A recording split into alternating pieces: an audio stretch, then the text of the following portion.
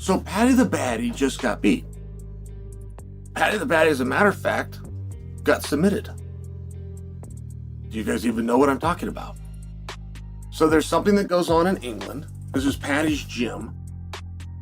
Paddy enters this thing every year. It's called something. And then they have a king of the mat. It's a grappling tournament, but they have this thing, this king of the mat. Paddy was in the finals a year ago, and after an hour, they just stopped the match and called it a draw. So he was a co-champion. So whatever this thing is, it's a thing that matters to him. So he enters it, I guess, over the weekend,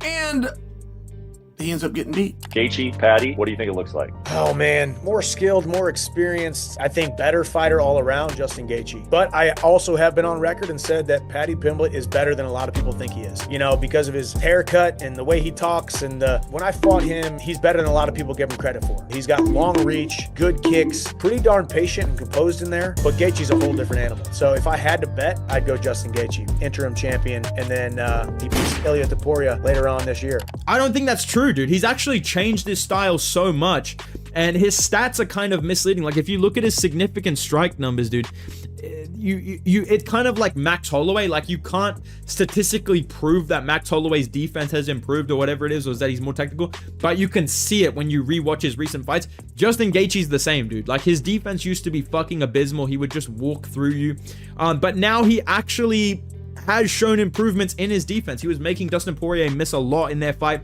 really frustrated him with his footwork, with his head movement. Had some good moments against Max Holloway, dropped him for the first time. He's sharpened up his technique. He has a really nice jab. Like I said, his defense is a very underrated part of his game. He has good footwork. He feints. He mixes things up between the body and the head. I think that'll work well against Paddy Pimblett, who's super focused on, I need to have my hands up, I need to do this, or his hands are down really low. They're both open, depending on the feints and the setups that you use to capitalize really, really effectively on Paddy Pimblett in the striking. We've seen it. Fiziev was short notice in this one, coming off an injury, and he, you know, it is what it is. But another thing about Gaethje I want to bring up too is recently in his career, he's kind of just sort of started to wrestle a little bit more. This no wrestling thing that he did have going on for a long time, he's kind of abandoned it, which I think is good. I know that Paddy Pimblett's grappling is really elite, and if Gaethje tries to take him down, it probably would be a mistake, but that tells me the wrestling is something that he's still got in his back pocket, something that he can use to keep the fight on the feet, keep the fight standing. And I think that when the fight is standing, yes, Pimblett looks so good against Chandler. I think Chandler just sucks, I'll be honest. I think I was wrong about Chandler. I think that's also part of it too. I think Gaethje goes out there and beats Paddy Pimblett, man. I think he's the much better striker out of the two. We've seen him go 5 rounds. We saw him go 5 rounds against Holloway. I know that he got knocked out in the last second of that fight, and you know, it did kind of suck for that. I actually think I picked Holloway to beat him, though. I can't actually remember.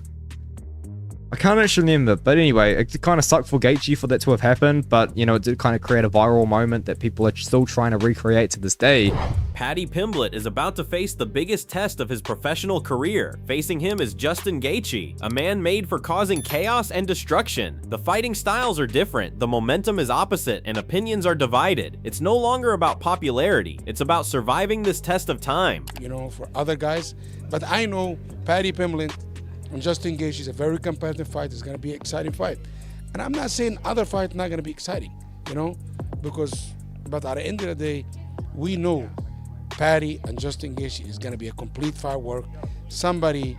There's no way in hell this fight will go 5 rounds. There's no way, you know. Are you surprised that Justin opened as like a plus 200 underdog? I think it's already starting to flip a little bit. It's no problem. He was underdog was Tony Ferguson too. What happened? You know, he was underdog was Dustin Poirier second time. What happened? You know, it's okay. You can doubt Justin, but I'm gonna tell you something. If Justin fights in Chelsea, he's gonna make it sleep. I respect Pimblett. I think he's very underrated. I think a lot of people talk shit about him, but I was like, the guy never lost in the UFC. How are you gonna talk shit about him? But I think if Justin Gaethje, touch his chin, he's gonna make him go to sleep. But vice versa too.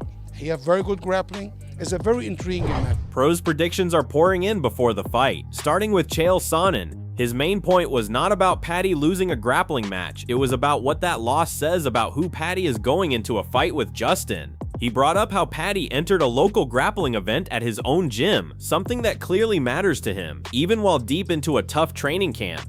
Chael focused on the fact that Paddy still showed up, still competed, and still accepted the outcome instead of hiding from risk. So Paddy the Baddy just got beat. Paddy the Baddy, as a matter of fact, got submitted. Do you guys even know what I'm talking about? So there's something that goes on in England. This is Paddy's gym.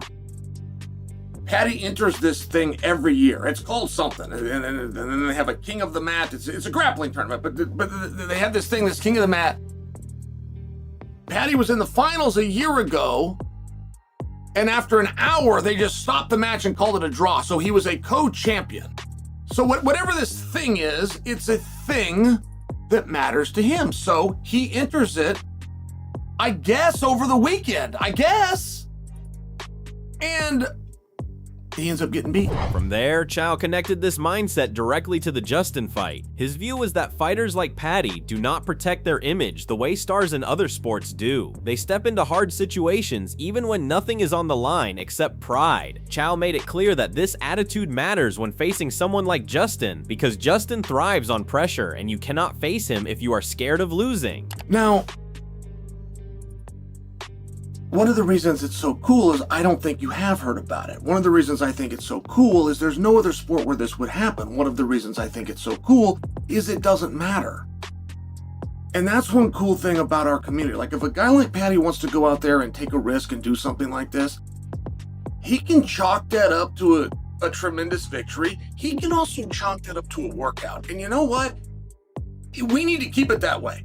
It's one thing that we have done very well as a group, and there's no other sport. Chael also pushed back against the idea that losing outside the cage means weakness. He explained that this kind of competition does not carry over into an MMA record, but it does show hunger. In his eyes, Paddy treating the loss like hard work rather than embarrassment showed the kind of fighter who will still walk forward against Justin instead of freezing or playing it safe. You will never hear of a time that LeBron drops in for a one-on-one with the college star. He's going to take the risk. He just simply could not take the risk. This happened when I was a kid. It was to John McEnroe in Oregon. This was before the internet was a thing, but John McEnroe came out and he played somebody. We had some high school star down in, it was down in Eastern Oregon. I want to say maybe Pendleton. At any rate, the guy beat him. Our high school star beat McEnroe, and this was a thing. This was a thing. But it's one of these reasons why you can't ever get that. Like, you are left to believe that the NBA is better than the NCAA. You're led to believe the NFL is better than college football. I'm sure you're right, but there's exceptions, and there's certain positions at certain times where there are exceptions. You will never know. Ariel Helwani addressed Justin's injury rumors head-on and made it clear that the videos and pictures had people talking because the timing felt strange. Right when the fight build should be clean, doubt crept in, and that alone can shift how fans see the matchup with Paddy. He then leaned into how unclear the situation really was. He focused on how odd the images looked and why fans were not crazy for questioning them. The issue was not just what Justin said it was, but how bad it appeared and how quickly it spread. That kind of uncertainty hangs over a fight and changes the tone going into fight week. Rumors have been swirling that Justin Gaethje is injured. A few videos have surfaced of him diving and cracking heads with someone, which wobbled him bad. Do you have any inside information? Have you not heard of this? Okay, actually, I got to be honest. I thought you guys were talking about. I thought he was going to ask about. I saw a bunch of pictures about this thing. Up, though, right? Yeah. The ingrown hair is what he's claiming. Okay. Right. Ingrown hair and a eating bit of brisket. Yeah. Brisket? Yeah, a little brisket on the chin. Because they said he had herpes on his mouth. He's like, I was eating brisket and I had an ingrown hair. If that is an ingrown hair, that's the gnarliest ingrown hair I've ever seen. That makes like a little red dot on your neck if it's an ingrown hair. He had a crater in his neck. I don't know about that. By the way, could you imagine, just for a moment, do you know where I'm going with this? Yeah. Do you know where I'm going with this? I do know exactly where you're you're going with this. Enter Armin. Yes. Enter Armin. Yes, it's time.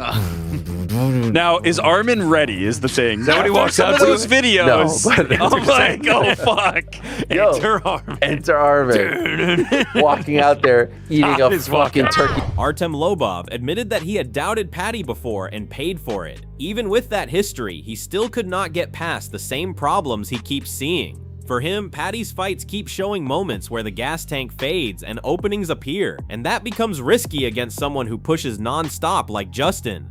The biggest issue Artem focused on was defense. He pointed out that Paddy still leaves his chin high and gives opponents chances to land clean shots. That style works when opponents hesitate or fade, but Justin does not slow down and does not miss often. Artem made it clear that liking Paddy's chaos is different from trusting it against a proven striker. If it even happens. And now we've got Gaethje fighting Pimblett for the vacant title. And I know I've just picked favorites the entire card. And I know that is kind of probably not all that exciting for you guys. I am picking Gaethje to beat Paddy Pimblett in this fight. I've been proven wrong by Paddy Pimblett so many times. Over and over and over and over again. If you guys remember, I picked Tony Ferguson to beat Paddy Pimblett in that fight, and I will be honest with you guys, there was a moment there in that third round where it looked like maybe Ferguson was going to get something going because Pimblett did gas out pretty bad in that fight, but that is just cope on my end. And then even then, I picked Michael Chandler to beat him too. Have I ever been more wrong about a fight? Probably not, to be honest with you, but he looked really, really good. The problem with me and Paddy Pimblett, dude, is there's two things that he's just never fixed. His cardio and his striking defense. He still keeps his chin way up in the air. I know that's why people love him. I know people love Paddy Pimblett because of that. The problem is, though, I just don't like seeing that and then trying to justify picking him to beat Justin Gaethje, who just beat Rafael Fiziev a couple of times in the last few years. Now, I know that... He also talked about Justin's growth as a fighter. Artem noted that Justin is no longer stubborn about standing only. Even if he does not want to grapple with Paddy, the threat of wrestling is there. That threat alone helps Justin control where the fight happens. Artem believed that keeping the fight upright is the key, and Justin has more tools now to make that happen. Fiziev was short notice in this one, coming off an injury, and he, it is what it is, but... Another thing about Gaethje I want to bring up too is recently in his career, he's kind of just sort of started to wrestle a little bit more. This no wrestling thing that he did have going on for a long time, he's kind of abandoned it, which I think is good. I know that Paddy Pimblett's grappling is really elite, and if Gaethje tries to take him down, it probably would be a mistake, but that tells me the wrestling is something that he's still got in his back pocket, something that he can use to keep the fight on the feet, keep the fight standing, and I think that when the fight is standing, yes, Pimblett looks so good against Chandler. I think Chandler just sucks, I'll be honest. I think I was wrong about Chandler. I think that's also part of it too. I think Gaethje goes out there and beats Paddy Pimblett, man. I think he's... Bedtime MMA explained that Paddy is not a true wrestler who shoots clean takedowns. Paddy relies on chaos, kicks, and moments that turn into scrambles. Against Justin, that becomes dangerous because Justin's takedown defense is strong enough to stop sloppy entries and keep things standing. But to me, it's really important to just look at these two stylistically. Paddy Pimblett is not a wrestler, bro. Like, Paddy Pimblett is not a wrestler. Justin Gaethje's a better striker. He has good takedown defense, and he has great power. That is my theory here, right? Because when you look at the way that these guys fight, Paddy Pimblett fights a lot behind kicks, dude. He's throwing oblique kicks, calf kicks, head kicks, body kicks, jumping, kind of, switching up in the air, throwing those kicks.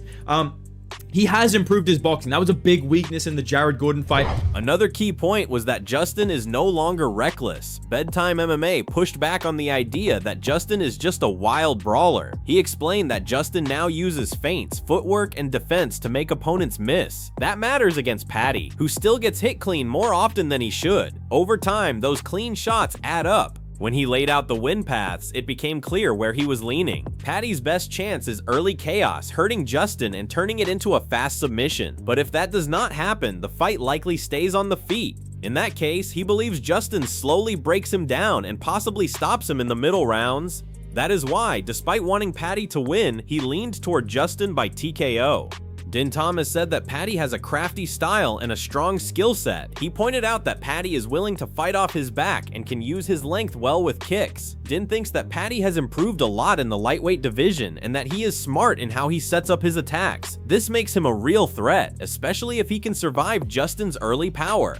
Din also explained that Justin brings a lot of violence and power to the fight. He said that while Paddy is skilled, Justin's striking could be too much. Din thinks Paddy's past fights show he can perform well against certain opponents, but Justin is on a different level. He believes that while Paddy has tools, Justin's experience and pressure make it very hard for Paddy to dominate. Mike Bones' view was that this fight is almost guaranteed to be action-heavy. He leaned toward Justin winning by pushing the pace, throwing a lot, and using leg kicks to slow Paddy down and limit his movement. But he also pointed out that Paddy's risky style creates chaos that can swing the fight at any moment. That chaos becomes dangerous if the fight goes to the ground because Paddy's jiu-jitsu and scrambling are his biggest strengths, and if Justin ends up there, even briefly, Paddy can flip the fight fast by finding positions when Justin least expects it. Mike finished by talking about the fight preparation. He stressed that Paddy cannot treat this like a normal camp. Justin's pressure is different, and Paddy needs to feel that pace in training before fight night. If he waits to adjust inside the cage, it might already be too late. But if he prepares the right way, he can force Justin into uncomfortable spots and make the fight swing his way. Ali Abdelaziz said this is a real 50-50 matchup because both Paddy and Justin push forward and fight with pressure. He thinks the moment the bell rings, they will crash into each other, and the pace will be crazy right away. Ali does not see any chance of this going 5 rounds. He also talked about Justin being the underdog. Ali said Justin has been doubted before and still showed up big in tough fights. That is why he is not bothered by the betting numbers. If Justin lands clean, Paddy goes down, but if it hits the ground, Paddy can take over with his grappling. This fight looks like it's going to be fast, intense, and possibly end before the final bell. Let us know in the comments who you're picking. Are you going with Justin's experience and power or Paddy's sharp skills and smart game plan?